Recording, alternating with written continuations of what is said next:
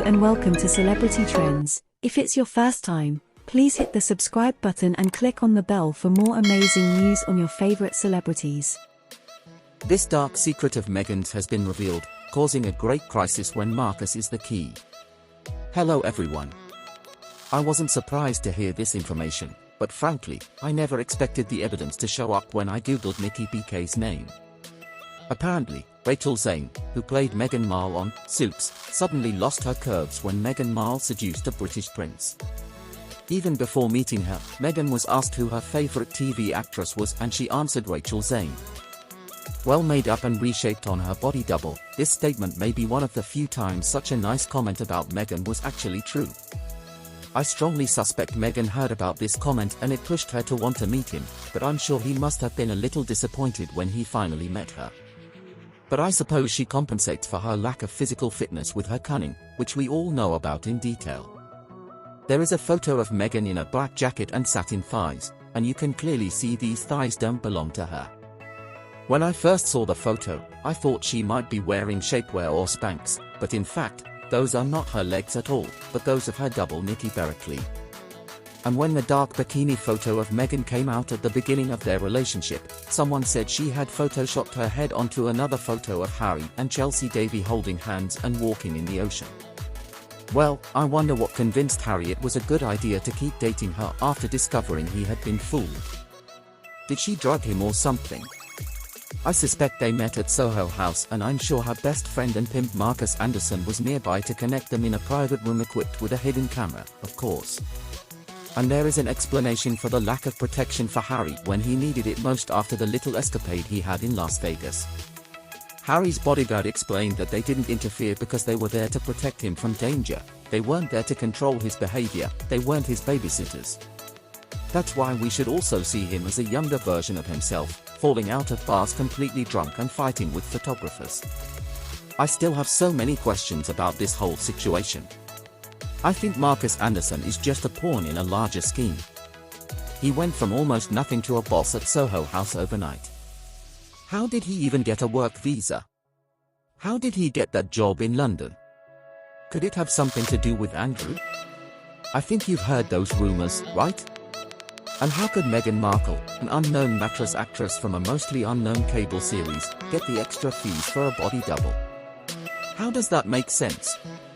Why didn't they just hire Nikki if she had a better body?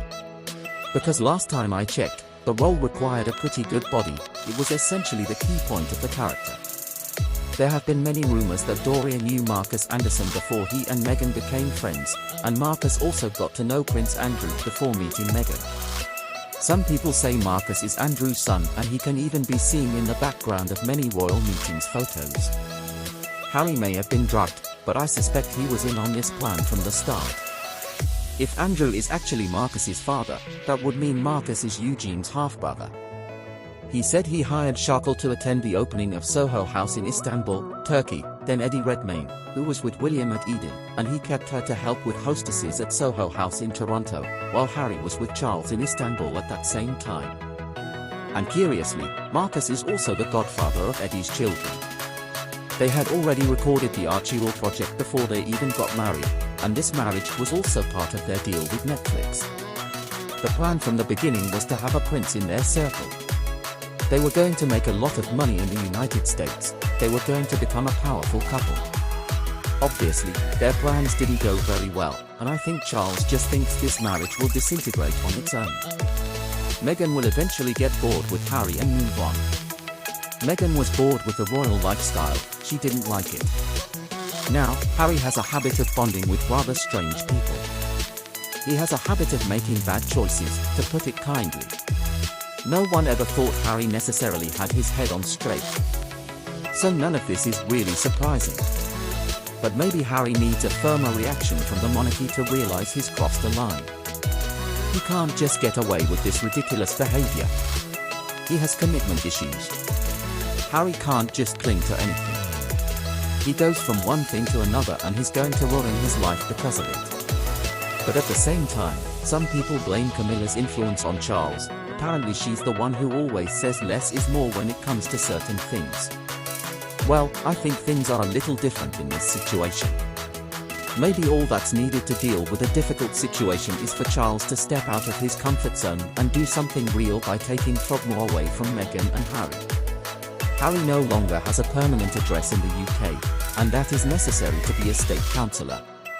This is a decision that Charles had to make, and he also appointed Anne and Edward to this position. They were denied a permanent place in a Crown building or even in buildings belonging to family members. It is high time for Parliament to remove Harry from this list because of his place of residence, and it is also up to Parliament to either remove the titles or give King Charles the right to do so. There is apparently a bill on the table, but it's a private bill. If UK citizens launched an online petition on the Parliament website and really urged people to sign it, maybe there would be changes. I hope they would share it with everyone, and once it reached a certain number of signatures, Parliament should discuss it. There is a form and a format to do just that. 10,000 UK citizens must sign a petition created for it to be considered by Parliament. I'm not British, so I can't start it, but some of you can. Well, that's it for now. We'll stop here and the discussion will continue in the next videos. Once again, thank you so much for watching, and if you like my work, hit the like button and share it with all your friends and family. Don't forget to subscribe to Kate Middleton and the Queen's channel so you don't miss anything. Thank you very much for watching, goodbye, and I'll be back soon in the next videos. Thanks for watching. Till next time on Celebrity Trends.